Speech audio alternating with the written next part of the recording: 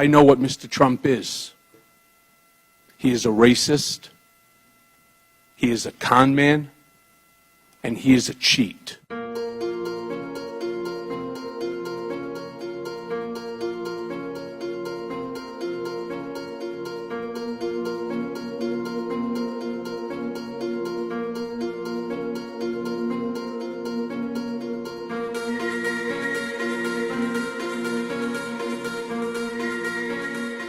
Mr. Trump is a racist. The country has seen Mr. Trump court white supremacists and bigots. You have heard him call poorer countries shitholes. In private, he is even worse. He once asked me if I could name a country run by a black person that wasn't a shithole. This was when Barack Obama was president of the United States. And while we were once driving through a struggling neighborhood in Chicago, he commented that only black people could live that way. And he told me that black people would never vote for him because they were too stupid. And yet, I continued to work for him.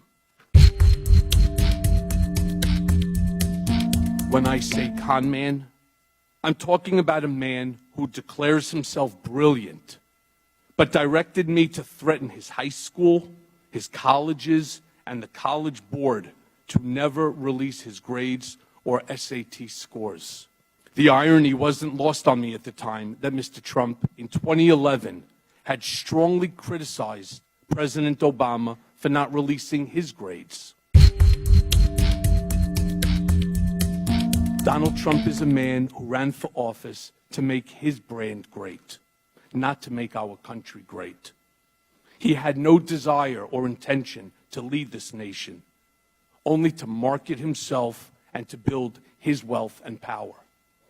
Mr. Trump would often say this campaign was going to be the greatest infomercial in political history. He never expected to win the primary. He never expected to win the general election. The campaign, for him, was always a marketing opportunity. There were at least a half a dozen times between the Iowa caucus in January of 2016 and the end of June when he would ask me, "How's it going in Russia?" referring to the Moscow Tower project. Mr. Trump knew of and directed the Trump-Moscow negotiations throughout the campaign and lied about it.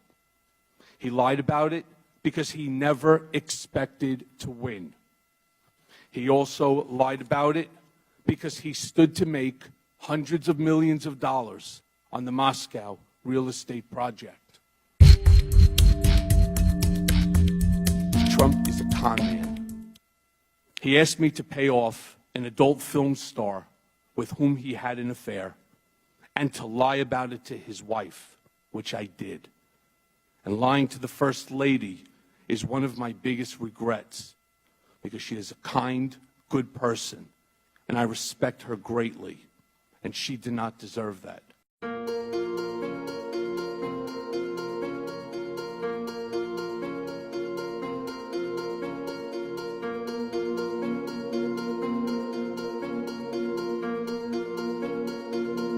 Helsinki, Charlottesville, watching the daily destruction of our civility to one another, putting up silly things like this, really unbecoming of Congress. It's that sort of behavior that I'm responsible for. I'm responsible for your silliness because I did the same thing that you're doing now for 10 years. I protected Mr. Trump for 10 years.